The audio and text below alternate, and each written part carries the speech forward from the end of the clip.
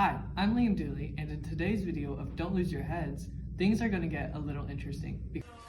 Because we're going to talk about the history of guillotines and modern execution as a whole.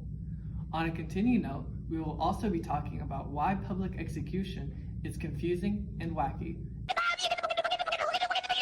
and should have very, very strict rules put in place.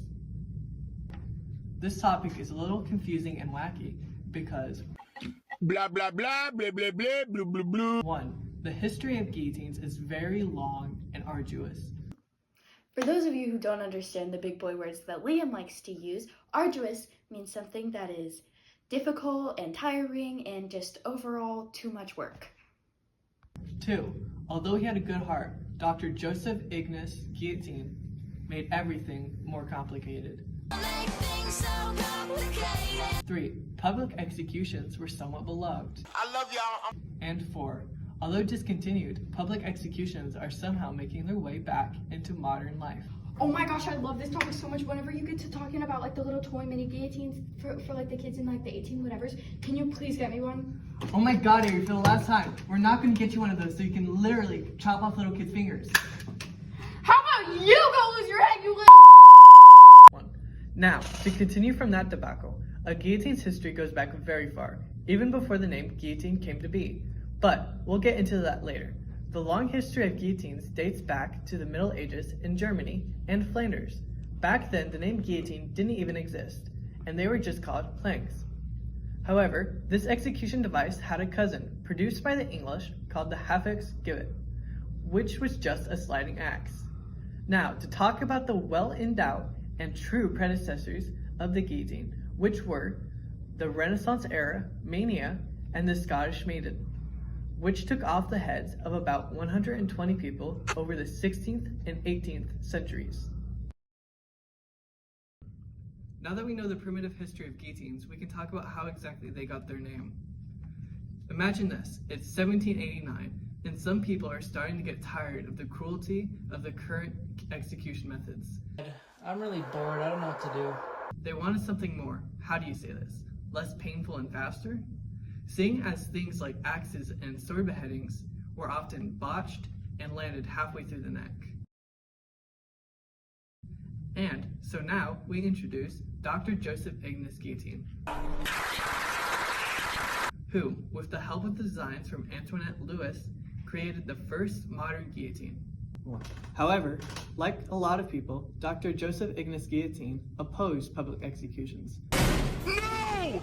No! No! Which is why he personally oversaw the design process to make sure that it matched his intentions, that being lightning quick and painless. Furthermore, what Dr. Joseph Ignace Guillotine said exactly was that the criminal shall be decapitated. This will be done by a simple mechanism, and that simple mechanism later became the guillotine. Although Dr. Joseph Ignace Guillotine hated public executions, once the guillotine was completed, it still took its first life in 1792, and things would now spiral out of control in something that is known as the Reign of Terror. But before we talk about that, I have a question. I want you to tell me exactly how many lives have been taken from the guillotine in all of history. The answer will be revealed at the end of the video. Now, you see, during this time period, due to a lot of things like economic hardships and a lack of equality, people started to revolt. And what happens when a king sees that his people are revolting? Yep, that's right, he sentenced them to execution. Flip their heads! Which meant there were many bodies for the guillotine. However, in a gruesome turn of events, people came far and wide to see the guillotine executions. And eventually Dude, we're basically already talking about it. Will you just please mention the mini toy guillotines? Alright, fine. If it gets you off my back, I'll talk about the little toy guillotines. Yay! Now that public executions were becoming popular, their own little culture formed. This little culture started to create songs and even crack jokes during the executions. Some people even went to go grab a quick bite to eat before and after the executions at our local restaurant. Now, to Avery's delight, people even created 2-foot-tall functional guillotine replicas, which people would often have as a bread or vegetable slicer, or even a doll/rodent decapitator. However, Or for fingers. or for fingers. However, you can't have the fame of a guillotine without the fame of its operators. Yep, that's right, the executioners eventually became local celebrities. And a local family hired by the French crown became the sole operators of the guillotines. This family went by the name of the Sansons. Now, let's move on to the open letter. Now it's time for the open letter. Dear Dr. Joseph Ignace Guillotine, you are a hero to the world of public executions. Without you, we would still be tying people to 2 donkeys or attaching people to a spinning wheel and waiting for them to die in a hideous manner. So, although your dream of a lightning-quick execution method became an oversimplified Looney Tune cartoon, Crime of being a gelatinous blob that everyone hates, it's off with your head! With thin, evenly sliced pieces. you still succeeded in paving the way for a quick and painless execution. Sincerely, Liam Dooley. P.S.